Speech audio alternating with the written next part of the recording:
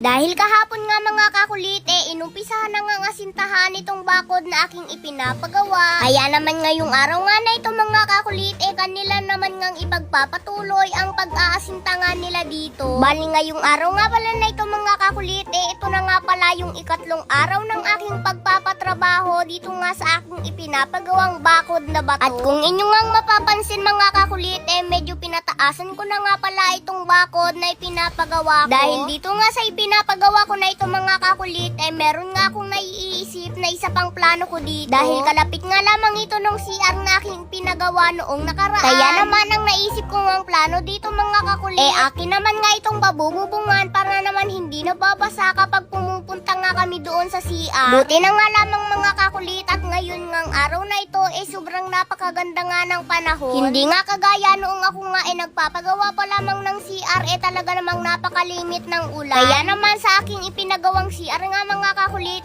medyo natagalan. Pero okay lamang yun mga kakulit, ang mahalaga nakatapos na at nakaraos na. At ngayon naman panibagong project naman nga ang aking ipinapagawa. At ang project nga na ito ngayon mga kakulit, ito ngang bakod na dating kawayan at ngayon naman magiging bato na, o diba?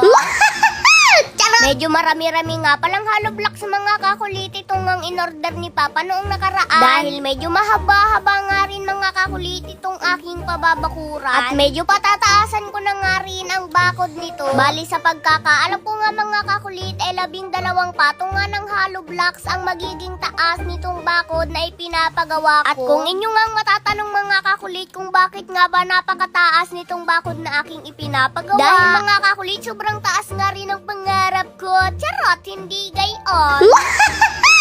Bali nang matapos na nga palang bakuran mga kakulit yung nasa gilid nga ng CR na aking ipinagawa. Kaya naman ngayon, ito namang likod ng ating munting bahay kubo ang aking pababakuran. Tinanggal na nga nila ang dating bakod na kawayan nga nito. Dahil ang ipapabakod ko nga dito mga kakulit, syempre hollow blocks na rin. O diba, at parang kailan nga lamang mga kakulit, kawayan pa nga lamang ang aking ipinapabakod nga dito. Pero ngayon, hollow blocks na ang aking ipapabakod, o diba? Pero ito mga kakulit, hindi nga mangyayari kung hindi nga dahil sa inyo at kung hindi nga rin dahil sa suporta nyo sa akin. Kaya naman, sobra talaga akong nagpapasalamat sa inyo mga kakulit dahil kung wala nga kayo, hindi ko nga makakamit ang mga ganitong bagay. Siyempre, sobra din talaga akong nagpapasalamat sa Panginoon dahil nga sa mga blessing na ibinibigay niya sa akin ngayon. Mabagal man, ang mahalaga umuusad kahit papaano. At meron nga tayong kasabihan mga kakulit na mabagal man, at least sigurado. Slowly but surely. Uy, English yun. Charot, hindi gayon.